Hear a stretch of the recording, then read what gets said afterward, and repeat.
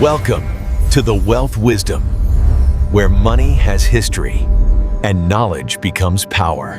What if the most powerful rebuilding strategy in history is a method you've never been taught? A method that quietly emerges after every major economic collapse, no matter the century, no matter the civilization. A method used by kings after wars, empires after revolts, governments after depressions, and elites after financial implosions. A method so predictable that if you mapped the last 3,000 years of economic resets, you'd find the exact same pattern repeating like a script. Here's the unsettling part. This playbook doesn't just rebuild economies. It rebuilds who controls them. And the mystery we're about to explore is simple. Why does every collapse empower the same kinds of people, using the same tactics, producing the same outcomes? Because behind every recovery, behind every reform, there's a strategy, one that benefits the architects, not the survivors. And you're about to see it unfold. Setting the stage to understand this hidden economic playbook, we need to travel back not to one specific collapse, but to the idea of collapse itself. From the fall of Rome, to the Black Death, to the Great Depression, to the 2008 financial crash, to inflation waves and currency devaluations we're living through right now. Every disaster leaves behind two groups: those who rebuild power and those who think they will benefit from the rebuilding, but don't. In history books, we're told recovery is natural. Things get better. Governments help. Economies bounce back. But the truth is darker. Economies don't bounce back. They're pushed back, and usually in a direction that consolidates authority, wealth, and influence into fewer hands than before. Today, we're going to break down the playbook step by step. But to do that, we need to start at the beginning, where this strategy first emerged. Origins. The origins of the economic reset playbook go back to ancient empires: Egypt, Babylon, Athens, Rome. Whenever society fell apart through war, famine, rebellion, or bankruptcy, leaders faced a terrifying reality. Collapse doesn't just destroy wealth, it destroys legitimacy. A ruler without an economy is a ruler without subjects. So ancient power holders learned a crucial truth. If you control how a society rebuilds after disaster, you control that society. And so began a pattern, an early version of the playbook. Crisis hits, the public becomes desperate for stability. A group steps in claiming to offer stability. That group rewrites economic rules in its favor. Society is rebuilt, but power shifts upward. Rome did this repeatedly after the Republic collapsed, after civil wars, after currency devaluations, after plagues. Every crisis was used as justification to centralize control. It wasn't called a playbook then, but the pattern was becoming clear. Collapse creates opportunity. Opportunity creates new elites. New elites shape the next economy. And the strategy never went away. Rise. Fast forward to the early modern world, 17th and 18th century Europe. This is where the playbook evolves into something more structured and far more intentional. The rise of banking systems, national debts, central governments, and global trade networks creates new levers of power. Now, collapse doesn't just affect farms and villages, it affects entire financial systems. And with that comes a new tactic: manufactured or leveraged crises. Let's look at one example. England's financial bubble of 1720. The South Sea bubble wiped out the wealth of thousands. Merchants were ruined. Aristocrats lost fortunes. Ordinary citizens lost everything. But after the collapse, instead of decentralizing the system or punishing the architects, the government did the opposite. It strengthened the Bank of England. It increased state control over debt. It created new rules that protected insiders and locked outsiders out. The elites who helped create the collapse used the collapse to expand their power. Does that sound familiar? Because it's the same strategy that will repeat again and again. The pattern rises to full force. During the Industrial Revolution, every financial panic 1825, 1873, 1890 follows the same rhythm: crisis, fear, centralization, consolidation, new elites. By the early 1900s, the playbook was so well developed that nations could predict how to use collapse as a political tool. But nothing showcased the strategy more clearly than the next phase of history. Breaking point: the Great Depression is the perfect case study. A global economic meltdown wipes out banks, businesses, savings, jobs, entire nations. At the moment of maximum desperation, governments around the world implement sweeping changes. New banking powers, new currency systems, new centralized authorities, new surveillance of economic activity, new alliances between governments and financial institutions. And the public, traumatized, fearful, and desperate, accepts it. Because that's the key. People don't resist structural change during prosperity. They resist it during collapse. Unless collapse breaks them first. The Great Depression becomes a turning point where the economic playbook evolves into its modern form. Use crisis to justify expansion of central banking authority. Use stimulus and debt as tools of long-term control. Use regulations selectively to crush small competitors. Use recovery programs to shape markets toward insiders. Use the public's fear to reshape the political order from the 1930s onward. This strategy becomes global.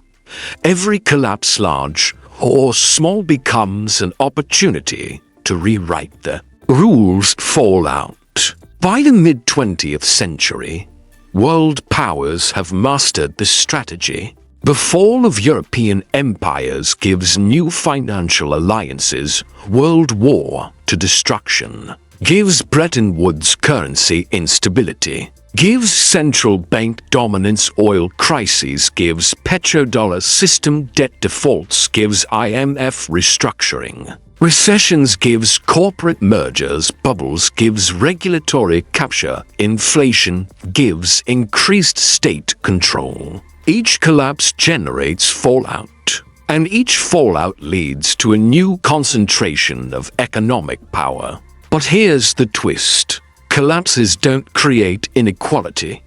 The recovery process does. Because the recovery process is not neutral. It is engineered. Those with access to information, liquidity, and political connections use the weakest moment in society to buy assets cheaply, rewrite laws, establish monopolies, and capture institutions. The average citizen rebuilds their life. Insiders rebuild their authority. This is why every economic crisis in the last 100 years has increased wealth inequality, not reduced it. And then comes the stage that exposes the entire system.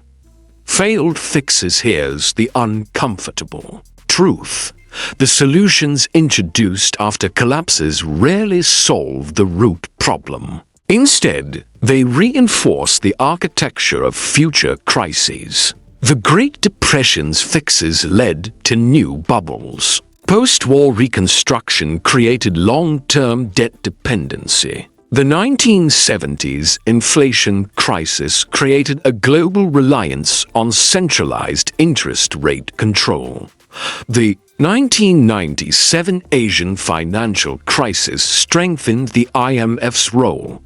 The 2008 crisis created the too big to fail era, where banks became even larger. The 2020 crisis accelerated wealth concentration at the fastest pace in modern history. These fixes don't fail by accident. They fail because they are not designed to restore balance. They are designed to restore power. After every collapse, mega corporations buy smaller. Competitors, real estate giants, buy distressed property. Banks expand their influence. Governments increase control over currency. Tech companies gain data power. Elites increase their share of capital. And the cycle begins again. But the most shocking part is what happens next. Modern parallels look around right now. The same playbook is not just repeating. It's accelerating. Here are the patterns you'll recognize. Debt overload. Countries are drowning in levels of debt considered impossible 20 years ago. History shows that when debt peaks, collapse or an engineered reset follows. Currency devaluation. Inflation quietly drains purchasing power while increasing reliance on borrowed money. This creates desperation, and desperate societies accept new rules. Consolidation of corporations during crises. Thousands of small businesses die. Meanwhile, megacorporations post record profits and acquire competitors at discount prices. This is straight from the playbook. Centralized financial control. Digital currencies, expanding surveillance, and increased monetary intervention give central authorities unprecedented power over transactions. Wealth gaps exploding. The top 0.1% now owns more wealth than the bottom 80% combined. This is not a glitch. This is fallout from repeated strategic recoveries. The new elite class. Tech titans, financial institutions, multinational conglomerates. They're the modern equivalents of ancient aristocracies. And the most striking pattern, the biggest expansions of power in the last 20 years came directly after collapses. 2001 gives surveillance powers expand. 2008 gives banking powers expand. 2020 gives corporate, tech, and monetary powers expand. 2022 to 2024 gives inflation shifts power again to central authorities. The game is the same. Only the tools have changed. Connecting the past to the present. If you map past collapses and modern crises side by side, the parallels are unmistakable.